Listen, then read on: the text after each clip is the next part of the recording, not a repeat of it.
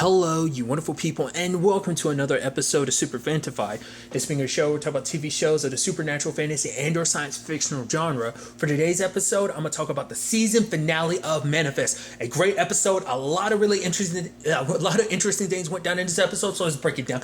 Obviously, picking up with after Jace and the others ended up kidnapping Cal. Obviously, Michaela is informing Grace and Ben about it. And the sad thing is, I felt so bad because Michaela kept getting blamed for all this. It's because she ignored a calling, and she's like, this is all a byproduct of that and everything. And obviously it's understandable. Grace and Ben, it's like their child is out there in danger and stuff like that. And so obviously it's a situation of they want their drugs back and everything, their meth back. And so she's like, I'm going to drop it off and they'll give them back what they want and they'll give us Cal back and everything. It's like, well, how are you going to do that? Get the police involved. She's like, I'm not going to. It would take too much time. So she feels like she has to do this because she feels like I'm the one to blame. This is all my fault. I have to make up for this mistake. I have to do this. So, and when the time comes, obviously she's checking in on Zeke and everything when it comes to this whole situation, and obviously for him it's like he's having visions of callings of his death, and obviously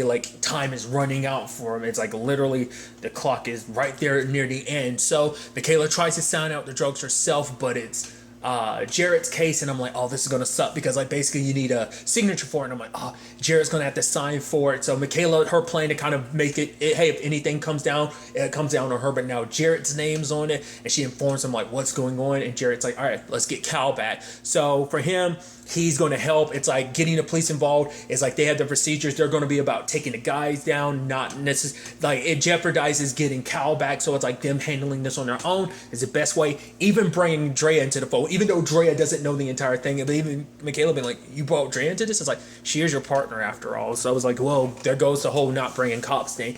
But then we kind of have a blowout between Ben and Michaela.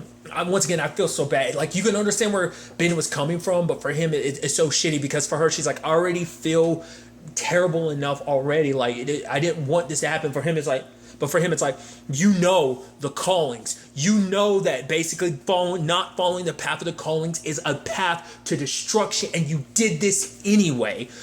He's like, you knew that there would be consequences and you did it anyway. But she's like, I was told to let Zeke go. Then I was told to let these three bad guys go. I just couldn't go. He's like, you were supposed to.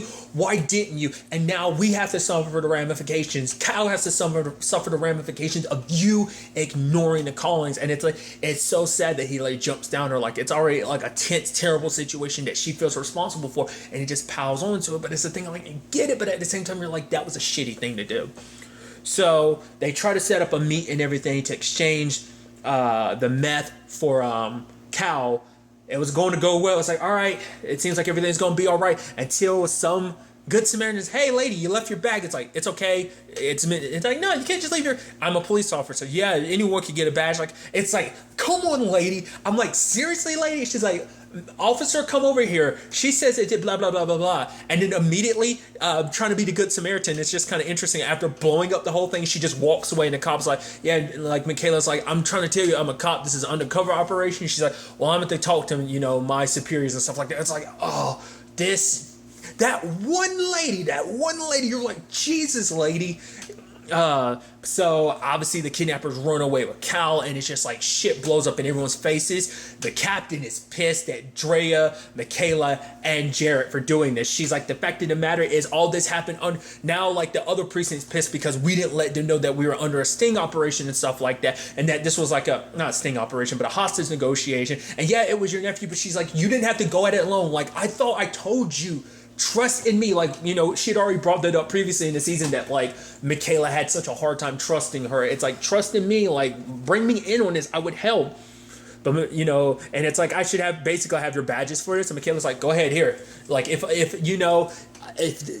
gonna do whatever it takes to save my nephew. If I don't have to be a cop to do it, I'm just gonna do whatever it takes. And the captain being like, nah, I don't accept your resignation. We're going to do this together now. So the captain's willing to kind of work with them. And now it's turning into a thing of okay, the situation, the police are here, but it's still a situation that Zeke ends up having a calling again, and he's seeing Cal. He knows a general area where Cal is, in the sense of like, well, not even the general area. He knows simply because like Cal is in a place that I'm going to die. And obviously Cal was able to get a message because Jace's brother kind of feels bad because he's like, oh, we're not going to kill you, because Jace is threatening like, oh, you don't get us what we want, I'm going to kill your nephew. And it's like, obviously the crew isn't down for that. It's like, it's like, okay, one thing, we're holding him hostage, but now it's like, what are we going to do? Like, eventually there's, an Amber Alert out and everything. Like, the state's going to be shut down. It's not going to be easy for them to get out, and it's like, because he wanted to do this, because even the dude that ran the buses and stuff like that, he's like, you did this not because, you can say that this was never about the drugs. This was about you getting revenge because you felt slighted against Michaela. And it's like, that's what this was always about. And so it turns into a situation of, he wants obviously to kill Cal, but obviously like, Jace's brother is like, no, I don't want that to happen. He's like, oh, you got a sister? He's like, yeah, I've got, Cal's like, I've got two, a baby sister, Eden, and, a twin sister, Olive, who's going, he's like, I'm not scared, but I'm worried because she'll be scared because she worries about me. Because that's, that's, Cal's defense mechanism, make it seem like he's not scared about me. Like, oh no, someone else is worried about, that's the whole thing that came up last time about the whole, previously with the whole Zeke situation and everything. So it's like, okay. But luckily they were able to get a text out and it says like, tell Mom and Doug I love them. And obviously it's something Olive would understand, and she knows exactly the general area where they should look. But now it's like, okay, so what do we do? Do we involve the cops? Michaela was like, no, like, because you said we have to follow the calling, so we have to follow the calling. So they bring Drea and Jared into this to like buy them time, as they figured it out. Zeke goes, even though it's like it's already super cold out there and his body's already freezing, and adding lower temperatures to it's just going to make his condition worse and rapid. I think it's just going to make it go even rapider. It's kind of what I think the concern was. And so when the time came, it's like he's kind of saying his goodbyes, kind of hugging everyone, even Olive, because it's like, because even Olive is breaking down, because it's like, it sucks, like, this is happening, like, you only have so much time left now, all this is happening too.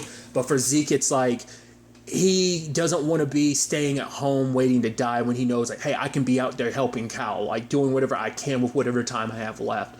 So, and obviously the captain ends up showing up and she finds out what they were up to and stuff like that. But I love Grace being like, you want to do things, but Captain's like, hey, like, we got our procedures and everything. And she's like, yeah, but your procedures could do something that ends up backfiring and kind of getting my baby hurt. And if anything happens to my baby, I swear you're going to wish you didn't wake up this morning. And it's like, Jesus. And the captain kind of looks at Jared and he's like, don't look at me. And she's like, fine. She's like, I'll give Michaela time to figure this whole situation. She's like, you're lucky I'm a mom. And it's just like, but that was that powerful moment of just like, Grace is like, give Michaela a chance to save my boy, like, their way, so.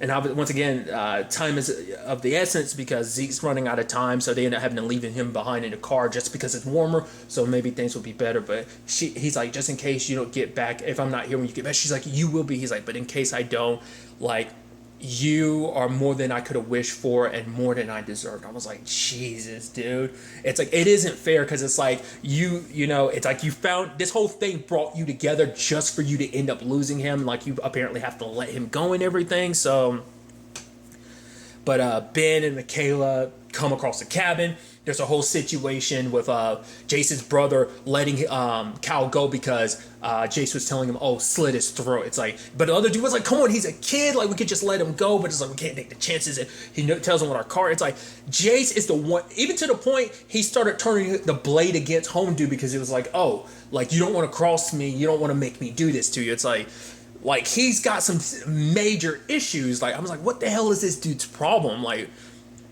and so he's chasing after Cal. They're chasing after him. At the same time, Zeke left the car because it's like he gets that calling about Cal. He knows exactly where to go. So even though his body's failing him, he still pushes forward.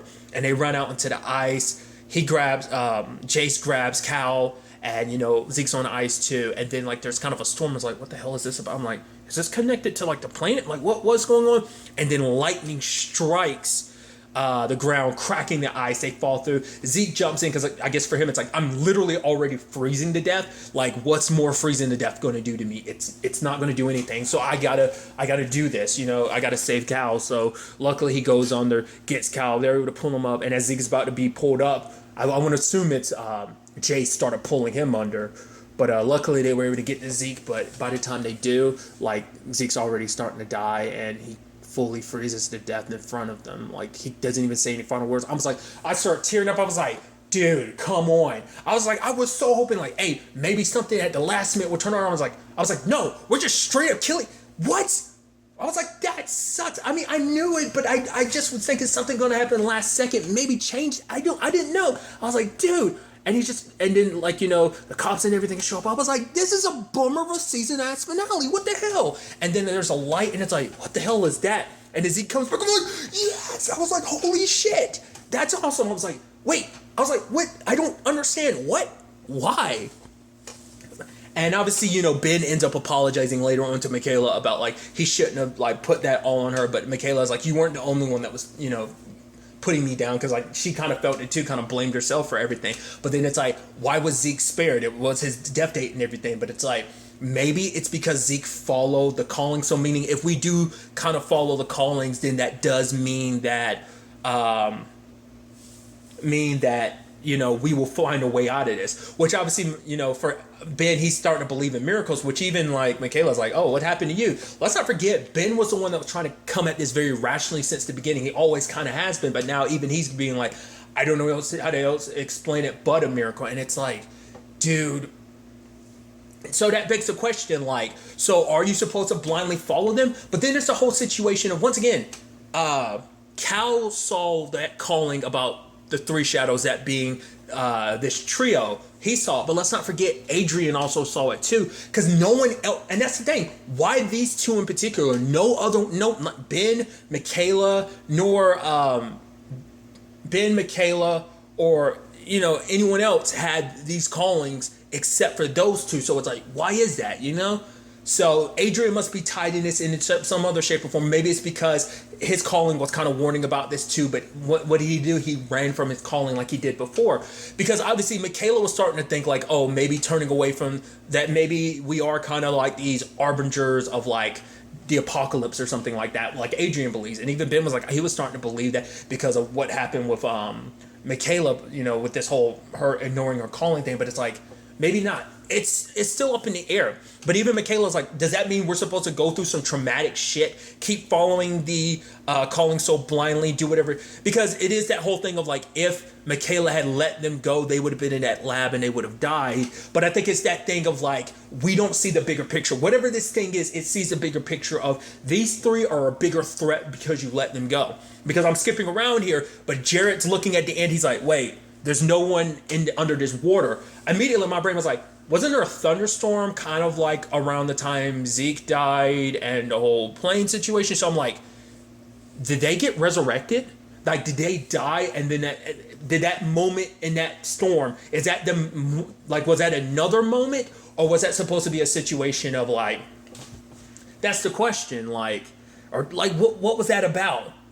Because remember there was the plane, that the pilot and everything, and the lady were in season 1. The plane got shot down during a thunderstorm because he was trying to, like, oh, more about what's going on. Like, that seemed like they were just straight up shot down, but it's like it was during a thunderstorm. And even some people, I think, had suggested, like, maybe something did happen to him. Maybe they did time travel or something. So maybe this has something to do with why those bodies are missing. I'm thinking it's more so like they got resurrected. So it begs the question, were they part of this whole situation? Was Jace in particular getting callings like I thought he was, or not? The fact is, he was talking about holy retribution and everything. So maybe in his own effed up way, he's kind of religious and believes in like some cosmic calling and stuff like that. I don't know if that's what that's supposed to mean. And now he's being resurrected. So maybe it's supposed to be like, oh, these 3 bad people have the power of the calling now, and they're going to use it for terrible stuff. They're going to use it for evil. Maybe it's kind of like a resurrection of evil type of situation. I don't know what to make of it. Like, but the fact is, their bodies are missing. It's like, what the hell does that mean? Like, that's my immediate thought. I don't know. So there's that whole situation.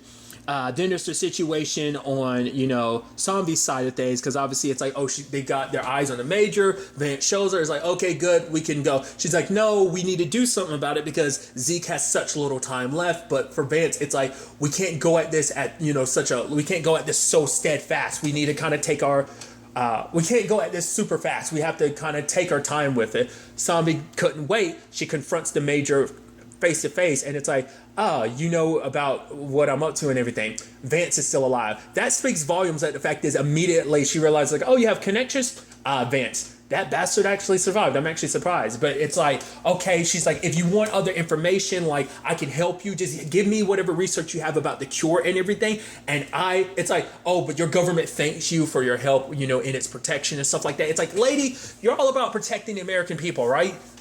Letting some of your citizens die, but it's like, well, let them die, because the last thing you want is other people out there with this whole thing. Because obviously, like, they've never really, like, none of the characters really fully knew what it is that the Major really had planned. But basically, the plan is to basically, take the marker. Like, they wanted to weaponize the marker, because, like, if you can connect soldiers on a telepathic level, and it makes them a unit that, like, oh, they can get warnings ahead of time, and you can put your whole unit on the same wavelength mentally and connect them by, giving them this specific calling, this specific command. It makes them easy to control. I mean, I'm sure maybe there's other applications. That was always the thought process I had. That was kind of the way they kind of almost pitched it, but maybe there's other lanes they plan on going down this. But it's like, you don't know about other variables. Like, there's someone else that wasn't connected to 828. Oh, you mean Zeke? Oh, yeah. We've had an eye on the Stone family in years. You think we didn't know about Zeke? It's like, yeah, it's actually thanks to him we were able to kind of figure this whole thing out. So it's like,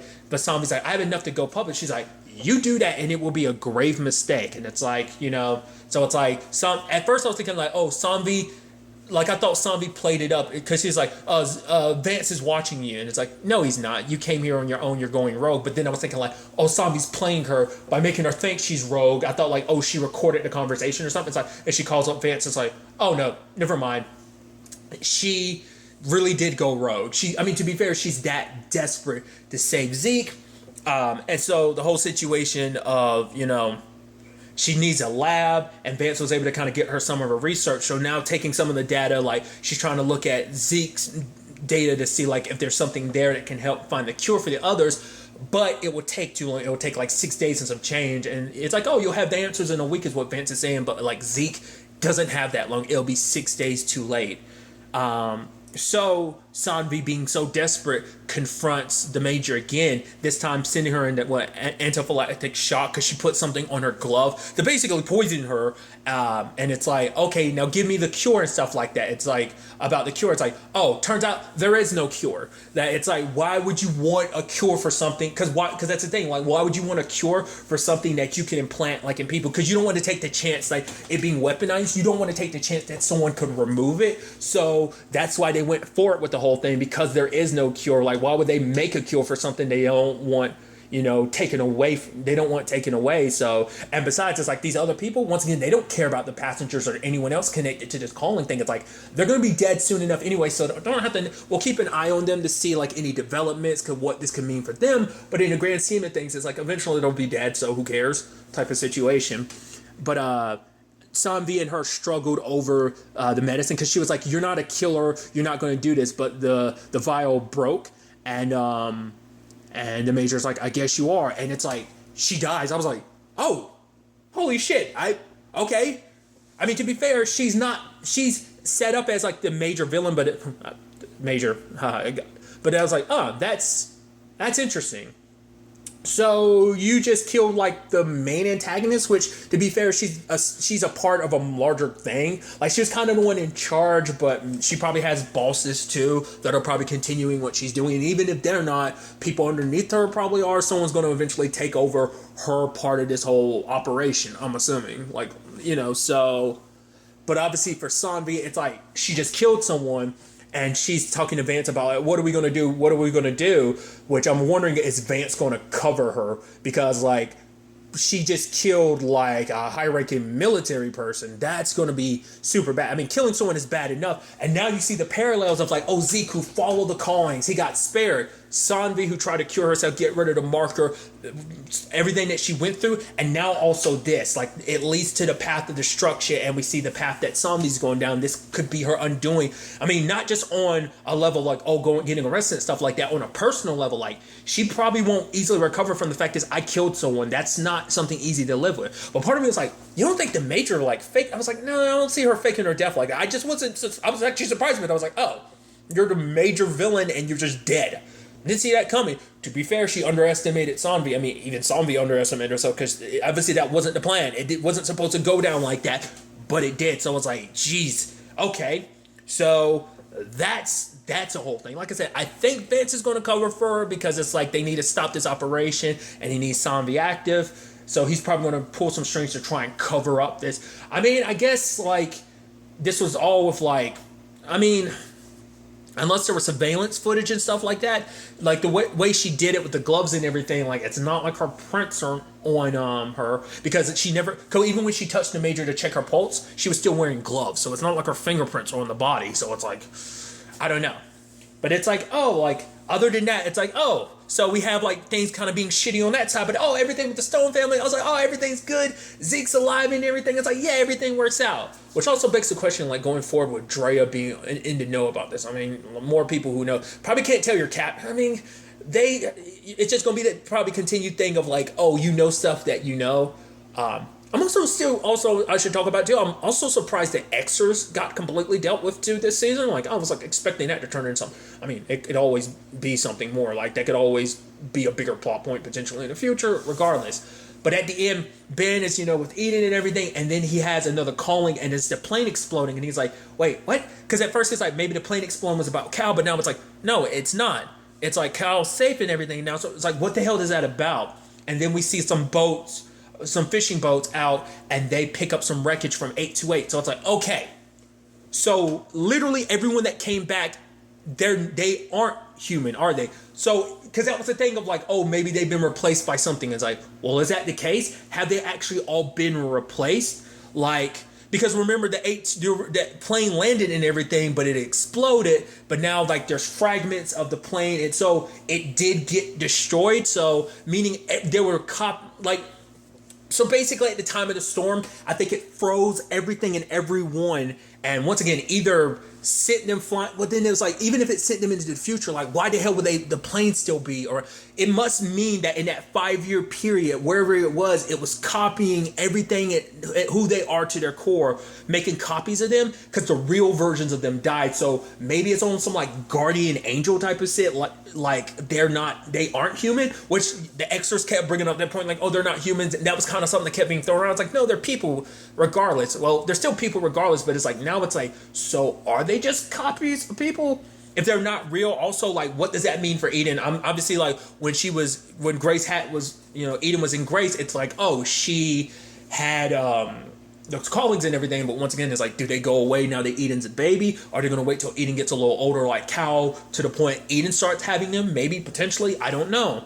I'm curious to see what lane they'd go down with that, because that would probably involve having like a time skip and stuff like that, which, I mean, potentially could be a lot of stuff racing through my mind about this. But now I'm thinking like, they have to be copies of the real people that died. So that means even Zeke isn't a real Zeke. Zeke's just a copy. But I guess like once you fulfill, you're basically clones with a expiration date. But you serve enough, basically it's kind of Pinocchio thing, I think, of like, once you've done your good enough job, you follow the commands and everything, you get to be a real boy and girl. That's what I'm thinking. Like you're no longer this puppet or something. Like I said, that's my mind about it. I could be completely wrong. We'll just have to wait and see. At the time of me recording this, it hasn't been confirmed whether or not Manifest is coming back for a third season. Obviously, I'm pulling for a third season because I'm like, where the hell do we go from here? What does this all mean? I need to know. So hopefully the show comes back so we can get more answers, as I'm sure this mystery evolves even more. Like I said, there's a lot of stuff to kind of consider going forward with all of this. But really, that's all I want to talk about. To the next time we meet, be happy, be safe, live life to the fullest, and enjoy it. Good day and good